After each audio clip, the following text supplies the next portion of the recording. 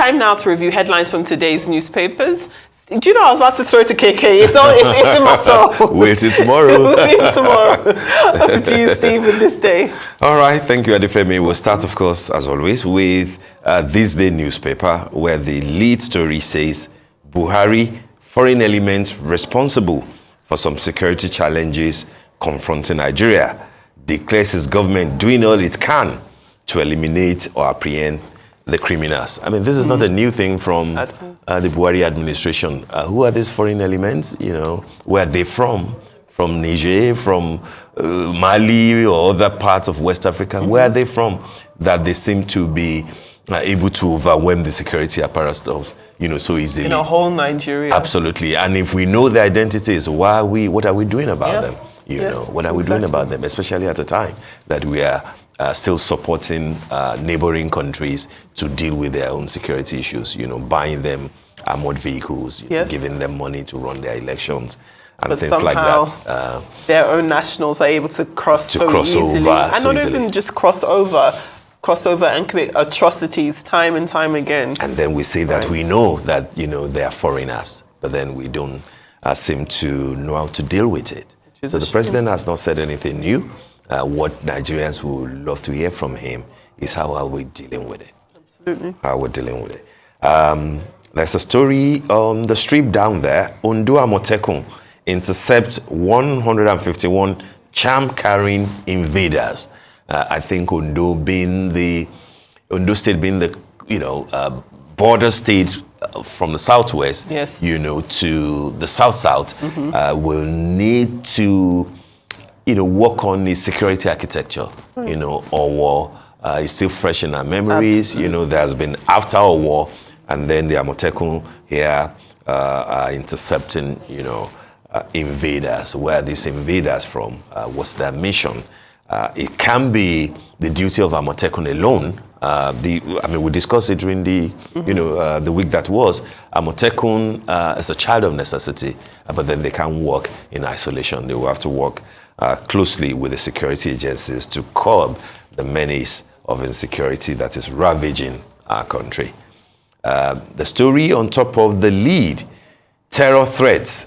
Sanwo-Olu summons emergency security meeting, tells Lagos residents to ignore doomsday prophets, you know, which is similar to the Amotekun story that we, you know, we had just said. It's obvious that everybody is apprehensive, you know, even in Lagos. I'm aware. It's understandable. It's understandable. I'm aware that the governor of Lagos State met with, you know, security chiefs in the state to work on the, you know, map out a plan, a response plan, if possible, on how to deal with it if it turns out truly that there are indeed plans and that there are indeed certain individuals who are suspected to be in the state, you know, trying to, who might want to cause some havoc. I think the intervention of the governor is timely.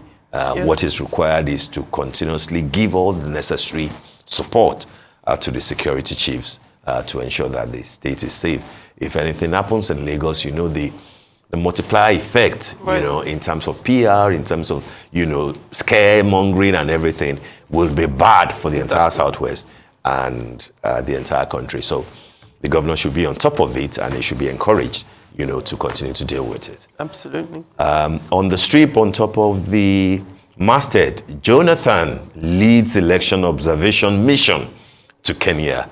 You know that the election is on August 9 to elect a new president and the Senate and members of the National Assembly there. The interesting thing, however, is that, you know, the president, Uhuru Kenyatta, is not returning. He's not. And it's not backing his deputy, William Ruto. Guess who's backing? The former prime minister, a veteran, you know, of trying to become governor. I think he has tried it 4 times.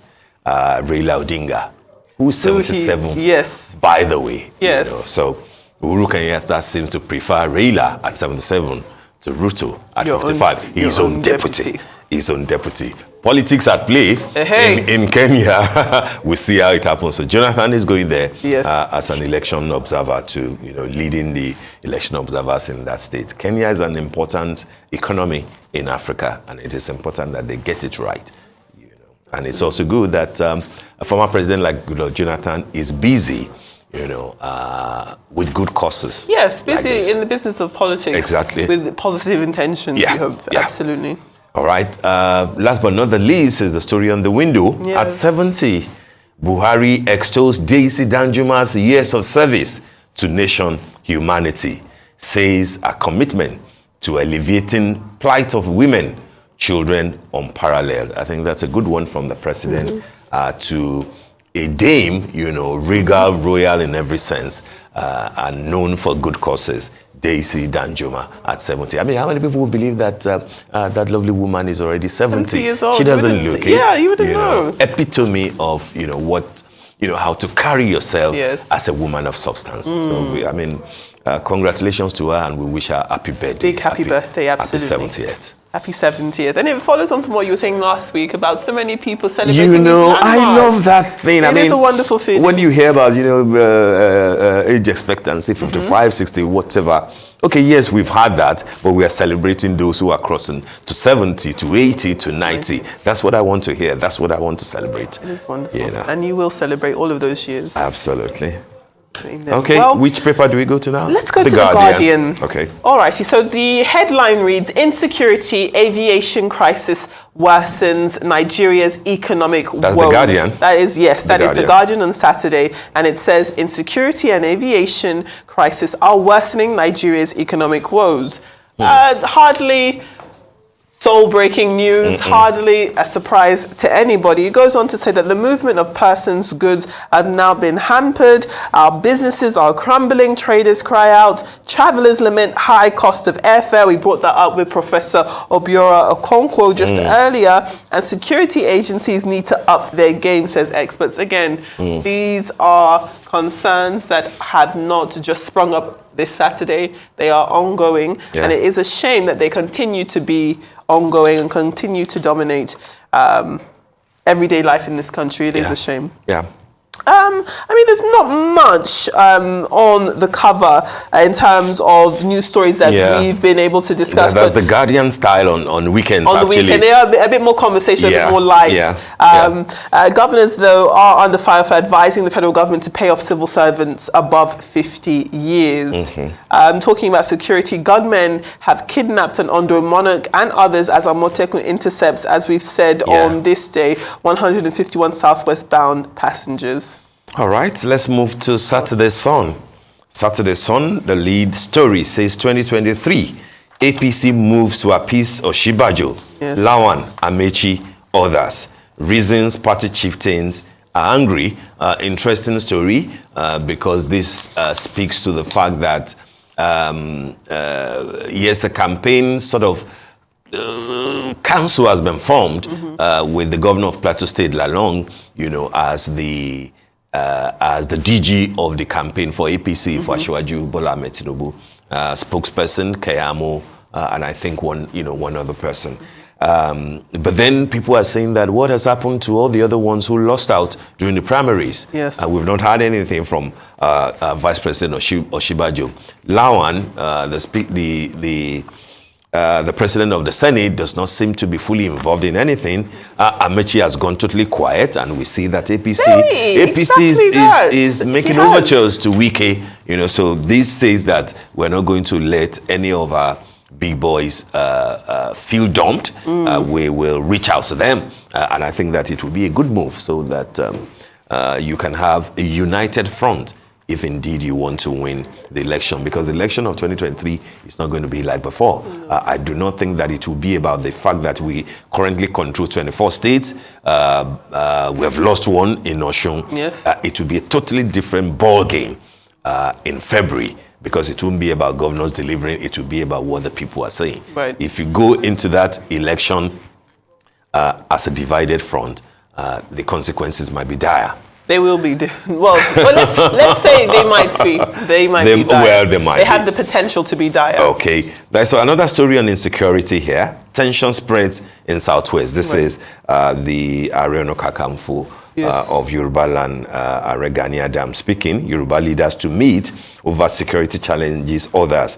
We can sack terrorists from Ondo, Osun, others in 3 months. That's Gani Gani Adams. And I listened to his interview on TV saying that, he wants to offer whatever he will do, he do it for free, but then he has to be contacted. He has to be, I'm not so sure how, what that means, because if you see that there's a problem and you are the generalissimo of the Yoruba nation, maybe it will make a lot of sense, to say, this is what I can do, take the initiative. Take the initiative. And be intentional, since initiative. Your rather than say engage me. Positive. Yes. Engage me looks like you're looking for a brief, but we know that he's very passionate about the Yoruba cause, and he shouldn't fold his arms, at this point. Another story that we should take quickly, Osun Guva Oyetola files a 1,240-page petition before tribunal. So finally we're here. Oyetola is challenging the election of the dancing senator who You saw it coming. You did say. You did say so. But let's see how it goes. Let's see how it goes. I think we've got time to squeeze let's just squeeze in one more paper, the Punch. Alrighty, well, arms, why Amotekun and Benue Corps may not get an AK-47 license. And I think, as we were saying at the beginning of the show, that sounds like it should be the case. An AK-47 is a very powerful firearm. That's not what you want to hand, over to just anybody. Exactly. No. I mean, goodness gracious. Moving on, why we won't sanction Wike and others, says IU. The falling Naira, EFCC threatens to arrest dollar hoarders. Okay. To the top there, COVID-19 infections hit 231.5% in 1 month, says the NCDC. Yaya Bello is don't say that to Yaya Bello. Don't say that to Yaya. Shaking at that news. Alrighty. That's all I've got. That's fine. I mean, we're out of time, but Daily Trust has an interesting lead.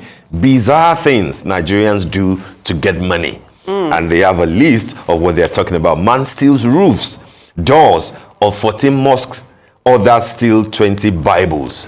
Groom's best friend caught stealing wedding gifts. Isn't that very interesting? Bizarre, isn't it? Bizarre. And how far is it going to get you? I mean, can you imagine selling your ticket to heaven because you stole a holy place's roof? I don't get it.